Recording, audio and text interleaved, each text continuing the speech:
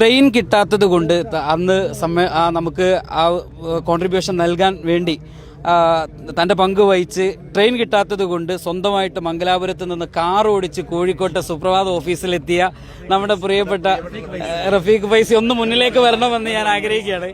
അപ്പോൾ അങ്ങനെ അതൊരു ഭയങ്കരമായ ഒരു സമർപ്പണമാണ്. നമ്മുടെ സുപ്രഭാതത്തിൽ ഡയറക്റ്റ് ബോർഡ് മെനിഞ്ഞാന്നൊരു തീരുമാനം എടുത്തത് 3 മാസത്തെ ഒരു ക്യാമ്പയിൻ ആചരിക്കാൻ വേണ്ടി.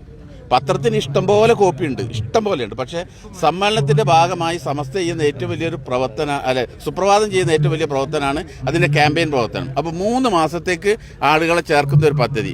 അപ്പോൾ ഉച്ചക്കാ തീരുമാനം 2 ദിവസം മുമ്പാണ് ബോർഡ് തീരുമാനിച്ചെങ്കിൽ ഉച്ചക്കാണ് അതിന്റെ ഉദ്ഘാടനം നിശ്ചയിക്കപ്പെടുന്നത്.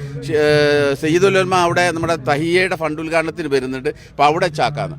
അപ്പോൾ ഞങ്ങളിങ്ങനെ ആലോചിച്ചു ആരെയാണ് അതിന്റെ ഉദ്ഘാടനത്തിന് കിട്ടുക എന്ന് ആലോചിച്ചു. അപ്പോൾ അമിത് വൈസി പറഞ്ഞു ഒരാളുണ്ട് നമ്മുടെ ഒരു അടുത്ത സുഹൃത്ത്, അപ്പോൾ അദ്ദേഹത്തെ വിളിക്കാം. അപ്പോൾ അദ്ദേഹം എവിടെയാണ്? മംഗലാപുരത്ത് നിന്ന് എങ്ങനെ ഓടി? കാരണം ഇത് 3 മണിക്കാണ് ഈ സംഭവം, 2-2:30 മണിക്കാണ് ഈ സംഭവം. ഓടി എങ്ങനെ കോഴിക്കോട് എത്തും? അപ്പോൾ സയ്യിദുൽ ഉലമയുടെ 8:30 വരെ സയ്യിദുൽ ഉലമ അവിടെ ഉണ്ടാവും നേരത്തെ പറഞ്ഞിട്ടുണ്ട്.